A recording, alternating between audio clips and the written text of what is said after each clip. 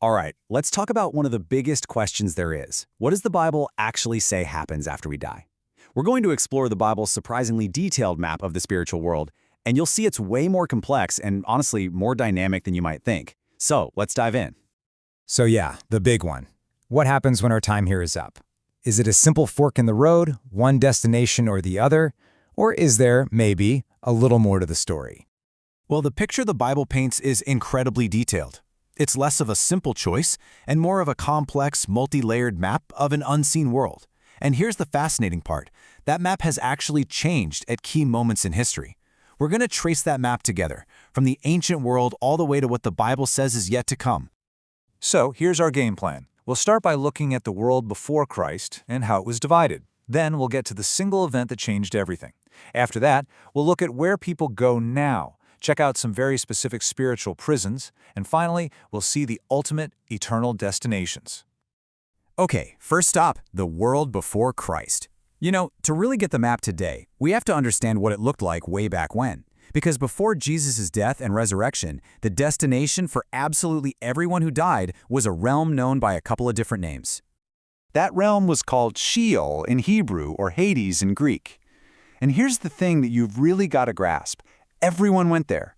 I mean, from the very first person until the time of Christ, every single soul, whether they were righteous or unrighteous, went to the same general location, often described as being in the heart of the earth. But, and this is a huge but, Sheol wasn't just one big, uniform place. It was clearly split into two very different and totally separate compartments. The best way to think about it is like a single realm with two distinct neighborhoods, separated by a huge, impassable canyon.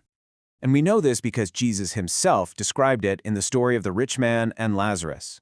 On one side, you had what was called Abraham's bosom, also known as paradise. This was a place of real comfort for the righteous. But on the other side, well, that was a place of conscious torment for the unrighteous. The Bible also calls it the pit or Abaddon, which literally means destruction. And the story makes it clear they could see each other across that great chasm, but nobody could cross over. So you're probably asking, wait a minute. If they were righteous, why weren't they in heaven? And that's the perfect question, because the theology here is absolutely crucial.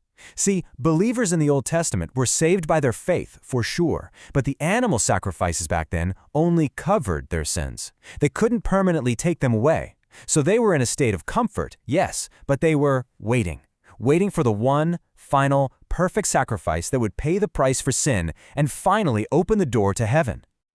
That whole period of waiting came to a dramatic end with the single most important event in all of history. The death and resurrection of Jesus didn't just impact those of us who are living. It literally redrew the map of the unseen world. This verse right here from Ephesians is so important. It says that Jesus led captivity captive. What in the world does that mean? Well, it's understood to be talking about Jesus liberating all those Old Testament saints who were, in a sense, held captive in that waiting place of Abraham's bosom. And this all happened in three distinct acts. Step 1. His death on the cross was the perfect sacrifice that finally and forever took sin away. Step 2. After he died, his spirit went down to paradise, proclaiming his victory. And step 3. When he ascended back to heaven, he didn't go alone. He took all the souls of the righteous dead with him, right out of that waiting place and into heaven itself. The result of this is just massive.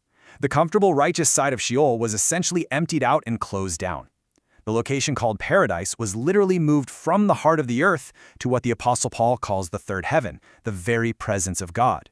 This is a game changer. After this, the righteous dead no longer go down, they go up. And that brings us to the map as it is right now. For us, after the cross, the destinations are different and the paths are crystal clear.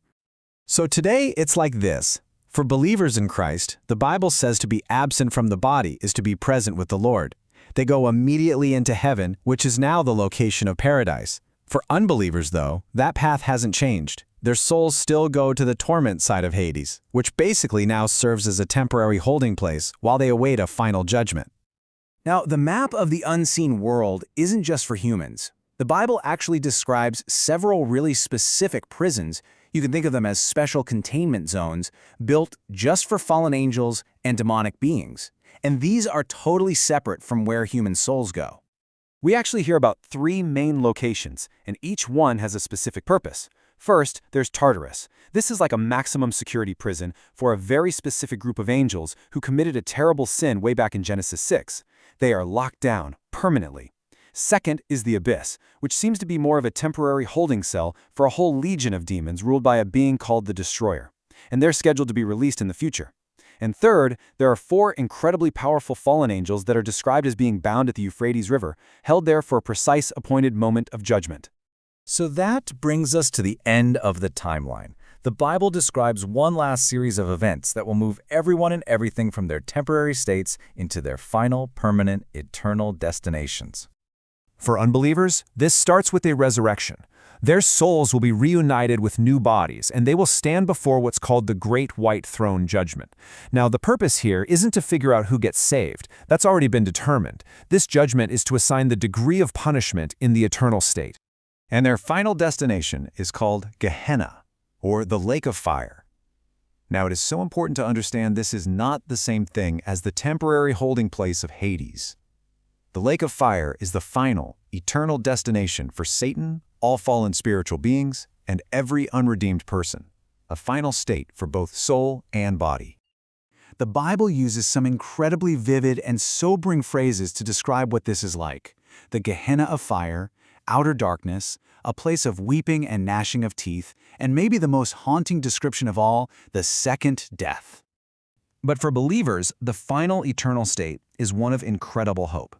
It's described as life with God in a place called the New Jerusalem, a perfected, beautiful city that will come down from heaven onto a new, completely restored earth.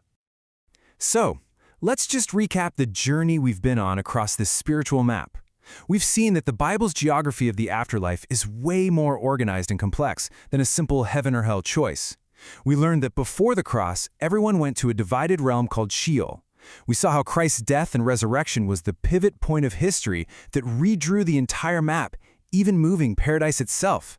And the biggest takeaway is that this map makes one thing absolutely clear. The ultimate deciding factor for anyone's eternal destiny is their relationship with Jesus Christ. And this verse just perfectly sums up the new reality for believers. Because of what Christ did, death for a believer isn't a descent into some waiting place anymore. It's an instant transfer right into the presence of God. And all of this brings us to the final and really the only question that matters. Now that you've seen the map laid out, the choice becomes a personal one. Where will you spend eternity?